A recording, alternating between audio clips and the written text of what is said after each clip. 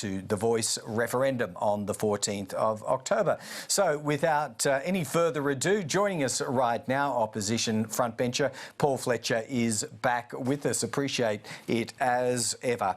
We just didn't have a chance to comment on it there, Paul, a update to the House sitting schedule for the remainder of this week. I don't want to spend too much time on it, but a week has been lost. Are you okay with that? Not really, no. A week's been taken out. So that's a week that would normally be available for scrutiny, for question time. It's been replaced by one day at the end of the year, and very importantly, a subtlety here, it's a week that's been taken out in a week that's also a Senate estimates week. So what that means is the government's trying to protect itself against further scrutiny in the House of things that come up in Senate estimates that typically will get followed up on in question time. OK, the Prime Minister was also going to be, and always going to be, absent for at least a part of that week, wasn't he? That might have factored into their thinking. But it's perfectly orthodox to have an acting Prime Minister. Indeed, Richard Marles has been acting Prime Minister before. It's unclear why that can't happen now. All right. Through the use of tactics, especially questions, has the final parliamentary sitting period before the referendum served the interests of the No campaign? Was that the objective? Well, our objective was to gather more information for the Australian people to help them make their choice. There's 17.5 million people on the electoral roll. They will have the chance to vote on October 14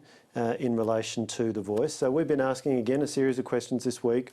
How will people be appointed to the Voice? How will gender parity be achieved? But also asking questions about, so we've heard statements from Minister Burney about wanting a respectful engagement, but then asking questions about some of the things that have been said, for example, by Professor Marsha Langton, for example, about the No campaign being motivated by racism or stupidity. So, well, exactly. I mean, that's, I suppose, the point of my question. I note that Peter Dutton, speaking of Professor Langton's quotes, which, you know, I won't reread, it's certainly bitter and vitriolic and deserves further examination because Marcia Langton is likely to be one of the people who will form the body of The Voice, he said on Sydney Radio 2GB today. But there's a fine line here, isn't there, between targeting an individual and questioning the government on the design principles for The Voice, and was that crossed? I think the opposition has been pursuing an entirely appropriate line of questioning. The Australian people have a decision to make, and the government has had a very clear strategy of not sharing information. I remind you that it was their original proposal that there would not be a pamphlet prepared and distributed to all homes setting out the yes case and the no case. That's been a requirement under the legislation for referendums for many years. It was only because the opposition insisted that the government agreed to maintain that arrangement, and that's unfortunately been a pattern. The Prime Minister has been very cagey with information. It's been a deliberate strategy to get people to vote on these very high-level statements of principle, but all the detail the Prime Minister has been reluctant to share. So we have been very specifically using question time to seek to get as much information as we can from the Prime Minister, from the Minister for Indigenous Australians. What we've seen this week is the Minister for Indigenous Australians, again, reading pre-prepared statements, not engaging with the details of the questions she's being asked. Look, final one, and there's much more we can talk about. I'm sure we'll do it again in the course of the campaign or what's left of it.